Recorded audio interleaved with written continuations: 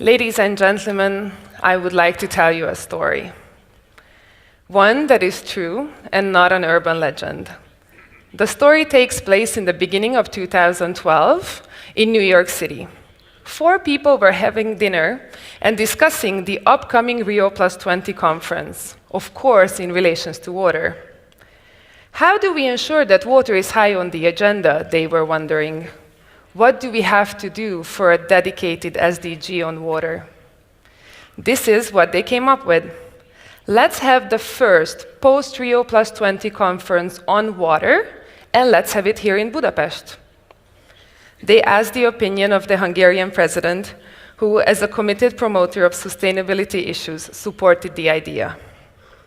Ladies and gentlemen, this is how the idea of the Budapest Water Summit came about, and I know this for a fact as I was sitting around the dinner table. The Budapest Water Summit, organized by the Government of Hungary, delivered. It declared the need for a stand-alone sustainable development goal, and it provided a well-thought-over list of targets. In the 3 years that passed, with sweat and tears and carrots and sticks and long hours of negotiations, 17 sustainable development goals were designed and later adopted in the Agenda 2030. I'm sure you all know which goal is on water. This time, the Budapest Water Summit has new responsibilities. It's up to you, it's up to us to decide what we do with the opportunity of having a water goal. Let's figure out the best ways for implementation. Let's send a message to the world that we have a plan for the next 15 years. We did it in 2013, we can do it again. Ladies and gentlemen, we will now begin the inauguration session. It is my privilege to welcome on stage His Excellency János Áder, President of Hungary, patron of the summit, and also member of the high-level panel on water. Mr. President, the floor is yours. We shall require a substantially new manner of thinking if mankind is to survive, wrote Albert Einstein. Esteemed ladies and gentlemen, I'd like to most respectfully and cordially greet every participant of the Budapest Water Summit. We have close to 2 times the number of participants gathered here than we were 3 years ago to discuss the most important issue of the 21st century. 3 years ago we met here with the intent of ensuring that water becomes a focus point of the UN's Sustainable Development Goals. Since then, we have not only adopted these goals, but we have also concluded the Paris Agreement. And we have also ratified this agreement with record pace.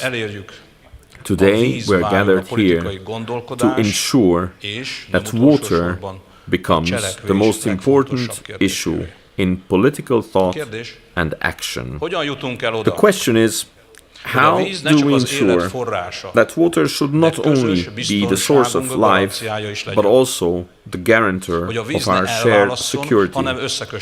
That water should not divide, but connect us. That responsible water management should become a guarantor of development. We are all aware of the extent of demographic growth during the past century.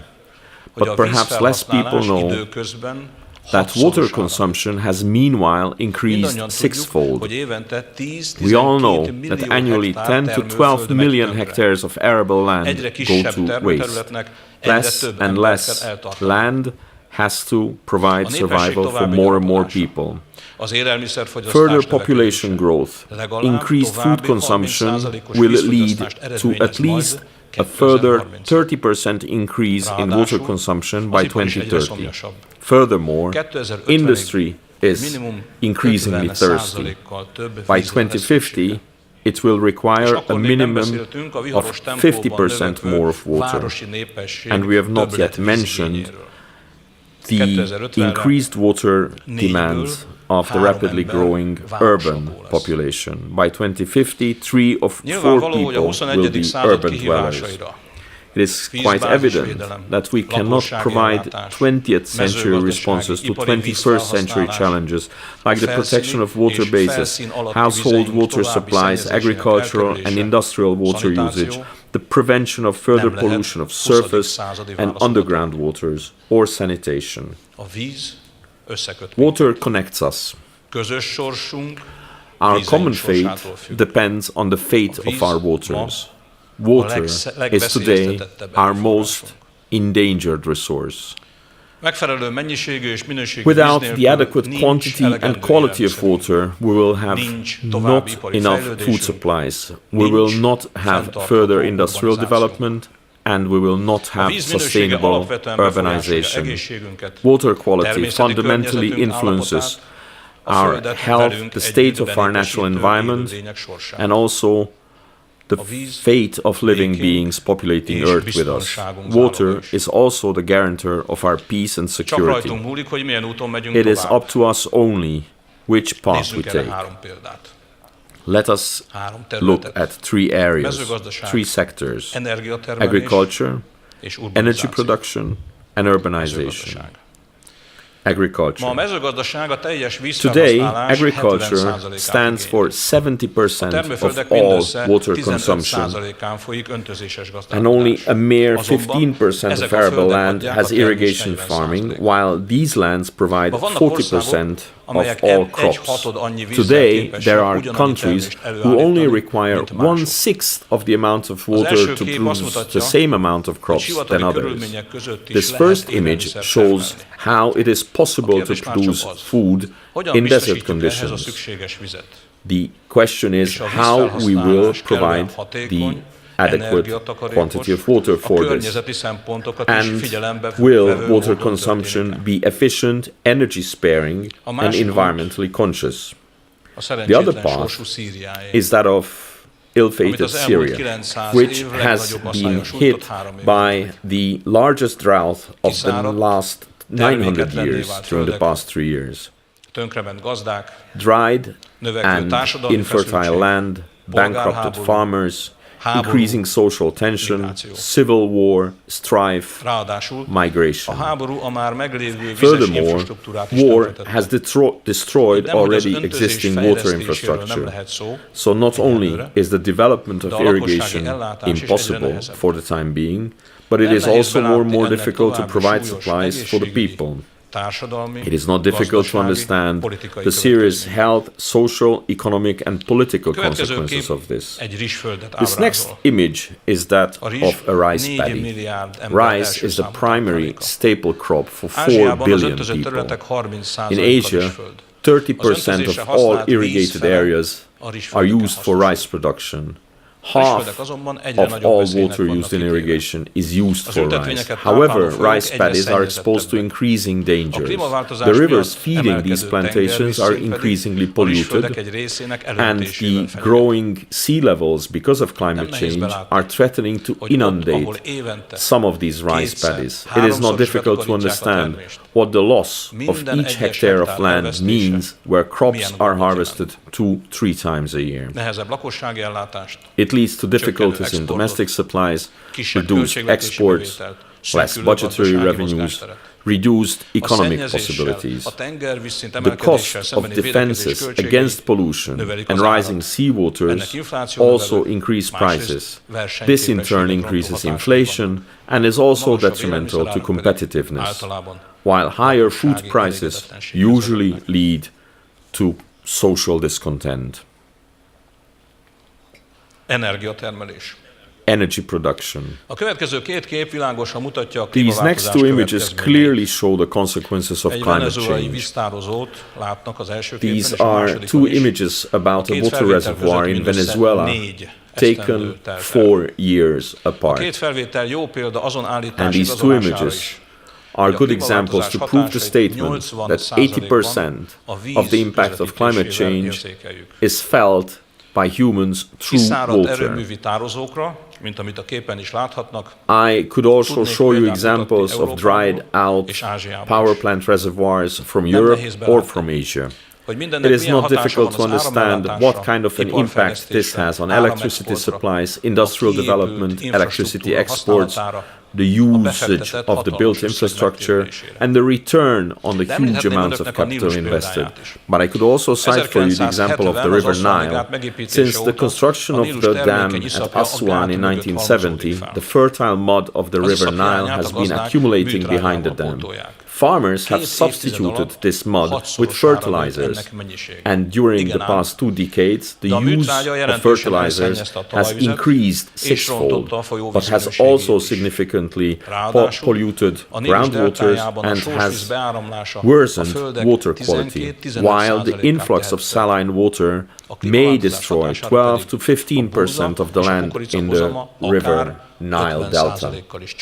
As a consequence of climate change, wheat and corn yields may be reduced by 50%. The increasing threat of terrorism leads to declining tourism, and this radical decrease in tourism revenues will surely not be conducive to a transition to modern irrigation farming in this country. The next 2 images are also examples of energy demand. The energy demand of industry. The problem with coal mines and coal plants is not only that they destroy the environment, and that by virtue of CO2 emission we are slowly heating the planet, but also the fact that these require an immense quantity of water. Presently operating coal mines and coal plants consume water that would be enough for 1.2 billion people. But we also have other options here to increase energy efficiency, energy sparing, and to introduce more and more non-fossil-based energy production. Urbanization. Fatehpur Sikri used to be the capital of the Mughal Empire close to 500 years ago on the Indian continent. This amazing city was depopulated because they ran out of water. And the fact that water scarcity was not only a problem 500 years ago in a city is well documented by a recent news article. The capital of Bolivia, La Paz, has 3 water reservoirs. One has a water level of 1%, while the 2 others a mere 8%. The government had to introduce a state of emergency. But here again, there is an alternative. The example of Singapore shows how you can use rainwater and also recycle wastewater after the necessary purification and set an example for others. Distinguished ladies and gentlemen, we have gathered here today to endeavor to find solutions to our common problems. Because if we are unable to resolve our shared problems of water management, then we will fall short of our SDG objectives. We have to gather best practices available worldwide. We have to create the conditions for a successful adaptation of these proven solutions. We have to incentivize new innovative solutions. With a view to success, we have to launch as many pilot programs as possible, as soon as possible. And for all this, we need to provide the conditions of financing. Time is of the essence. We are already experiencing the signs of impending water crisis worldwide. We have to act. At the beginning of my speech, I quoted Albert Einstein. I would now like to thank your attention with a quote from David Attenborough and wish you a very successful meeting. The future of life on Earth depends on our ability to take action. Many individuals are doing what they can, but real success can only come if there is a change in our societies, and our economics, and in our politics.